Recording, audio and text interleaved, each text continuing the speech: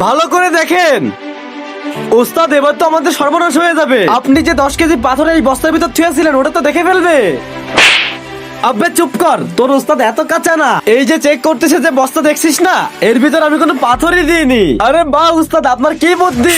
ভালোভাবে চেক করেন, একদম মন খুলে চেক করেন। তত সময় আপনাদের জন্য আমরা একটু চা নিয়ে আসি। এর মাল তো পুরো খাঁটি মাল। হ্যাঁ ভাই, আমিও তো দেখলাম, কিন্তু কয়লার দাম কিন্তু অনেক বেড়েছে।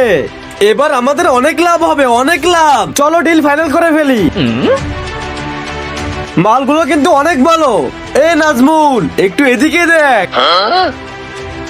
আমি তোমাদের লাইক সাবস্ক্রাইবের জন্য জোর করবো না। টাকাকে ভালোবাসলে লাইক করো, আর মাকে ভালোবাসলে চ্যানেলটি সাবস্ক্রাইব করে দাও। ভাই তুমি এটা কি করছো? পাথরে কালো রং করে কয়লার ভিতরে দিচ্ছি। সেটা কেন? কাউকে আবার বলে না। মালিক বলেছে ঢাকা থেকে নাকি একটা ভালো পার্টি আসতেছে। মালিক ওদের দেওয়ার জন্য প্রত্যেকটা বস্তার ভিতরে 10 কেজি করে পাথর ভরতে বলেছে। ওই ঢাকার পার্টি আমরা। এই মিন্টু কেন আবার দৌড় দিল?